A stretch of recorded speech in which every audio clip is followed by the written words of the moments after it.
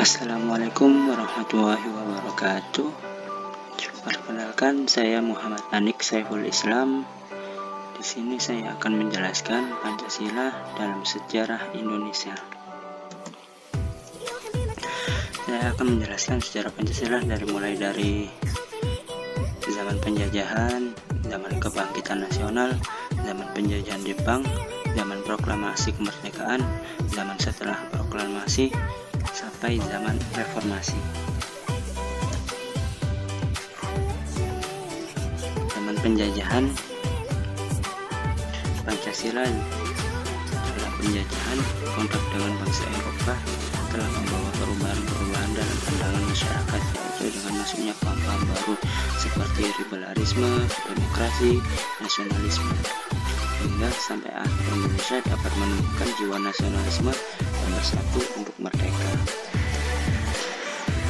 Nilai-nilai Pancasila dalam masa penjajahan. Nilai-nilai Pancasila telah ada pada bangsa Indonesia sebelum bangsa Indonesia menjadi sebuah negara. Pada saat itu sudah ada nilai-nilai budaya dan nilai-nilai agama yang penerapannya masih belum utuh, seperti kerajaan pertama di Indonesia yaitu Kutai, kebersamaan yang tumbuh dalam satu kerajaan. Begitu juga kerajaan-kerajaan yang muncul setelah kerajaan Kutai. Setelah kerajaan Majapahit hilang, maka berkembanglah kerajaan-kerajaan Islam seperti Demak dan lain-lain. Zaman kebangkitan nasional. Masa kebangkitan nasional ditandai dengan munculnya organisasi-organisasi modern antara lain Budi Utomo, Sarekat Islam, dan Indis Bakti dalam perjuangan perbaikan nasib bangsa.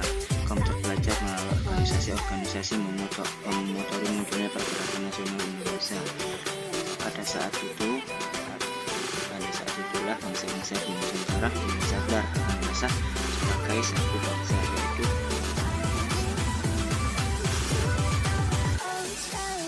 pada tahun 1927 muncullah Partai Nasional Indonesia (PNI) oleh Alex Soekarno, Susilo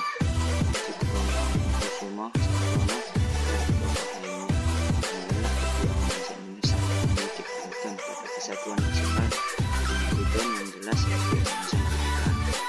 Kemudian pada tanggal 28 Oktober 1928 adalah Sumpah Pemuda sebagai penggerak kebangkitan nasional yang menyatakan satu bahasa, satu bangsa, serta tanah air, yaitu Indonesia Raya. Zaman penjajahan Jepang.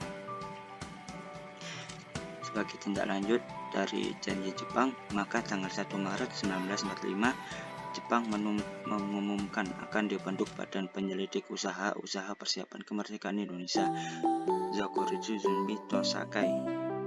Badan penyelidik ini kemudian dibentuk pada tanggal 29 April 1945 yang beranggotakan 60 orang dan anggota tambahan 6 orang yang diketuai oleh Dr.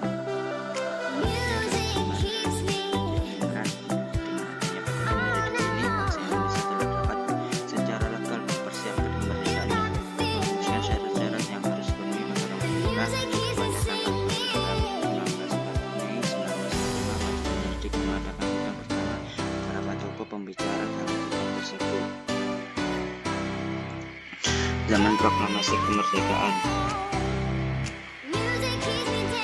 Proklamasi merupakan titik kulminasi jemuh tinggi perjuangan bangsa Indonesia melawan penjajah. Perjuangan bangsa Indonesia ini kemudian dijiwai, disemangati, disadari oleh nilai-nilai yang terkandung dalam Pancasila, sehingga bisa dikatakan bahwa nilai dalam Pancasila mendasari perjuangan kemerdekaan yang puncaknya ditandai dengan proklamasi. Zaman setelah proklamasi kemerdekaan.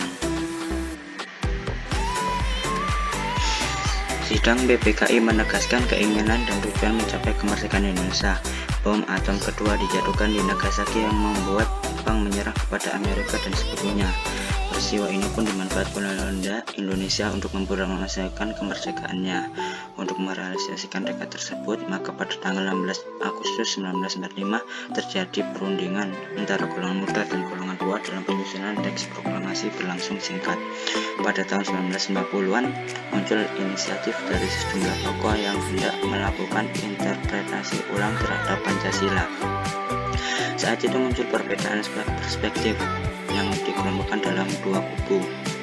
Pertama, beberapa tokoh berusaha menempatkan Pancasila lebih dari sekedar kompromi politik atau kontrak sosial. Mereka memandang Pancasila tidak hanya kompromi politik, melainkan sebuah filsafat sosial. Kedua, mereka menempatkan Pancasila sebagai sebuah kompromi politik. Dasar rekomendasinya adalah fakta yang muncul dalam sidang-sidang BPUPKI dan BPKI. Pancasila pada saat itu benar-benar merupakan kompromi politik di antara golongan nasionalis netral agama, sehingga dengan melakukan proklamasi yang pada awalnya pada masa penjajahan Pancasila tidak dianggap bahkan dilecehkan, maka dengan perjuangan rakyat bangsa Indonesia, kedudukan Pancasila sebagai dasar negara kembali ditegakkan. Pada tanggal 16 Agustus 1945 diadakan pertemuan di Pejambon, Jakarta, dan diperoleh kepastian bahwa Jepang telah menyerah. Oleh Soekarno-Hatta merupakan musyawarah yang setuju dilaksanakan proklamasi kemerdekaan yang dilaksanakan di Jakarta. Kemudian pada tanggal 17 Agustus 1945 Bung Karno yang didampingi oleh Bung Hatta membacakan naskah proklamasi dengan hikmat. Pada tanggal 18 Agustus 1945 diadakan sidang BPKI untuk mengesahkan Undang-Undang Dasar Negara Republik Indonesia tahun 1945 dan Pancasila sebagai dasar negara. Zaman Reformasi. Pada zaman reformasi, penerapan Pancasila sebagai dasar negara dan pandangan hidup bangsa terus menghadapi berbagai tantangan. Penerapan Pancasila tidak lagi dihadapkan dengan ancaman pemberontakan yang ingin mengganti Pancasila dengan ideologi lain, tetapi lebih dihadapkan dengan kondisi kehidupan masyarakat yang diwarnai oleh kehidupan yang serba bebas. Kesimpulan, Pancasila adalah 5 dasar luhur yang berkembang bersama dengan bangsa Indonesia sejak dahulu. Dasar negara merupakan alas atau fundamental yang menjadi pijakan dan mampu memberikan kekuatan kepada berdirinya sebuah negara. Negara Indonesia dibangun juga berdasarkan pada suatu landasan atau pijakan, yaitu Pancasila. Pancasila dalam fungsinya sebagai dasar negara merupakan sumber kaidah hukum yang mengatur negara Republik Indonesia, termasuk di dalamnya seluruh unsur-unsur yakni pemerintah, wilayah, dan rakyat. Pancasila dalam kedudukannya seperti inilah yang merupakan dasar kebijakan penyelenggaraan negara dan seluruh kehidupan negara Republik Indonesia. Zaman Reformasi. Pada masa reformasi, penerapan Pancasila sebagai dasar negara dan pandangan hidup bangsa terus menghadapi berbagai tantangan. Penerapan Pancasila juga didasarkan pada ancaman pemberontakan yang ingin mengganti Pancasila dengan ideologi lain. Akan tetapi lebih dihadapkan pada kondisi kehidupan masyarakat yang diwarnai oleh kehidupan yang serba bebas. Sekian dari saya, kurang lebihnya mohon maaf. Saya Muhammad Islam.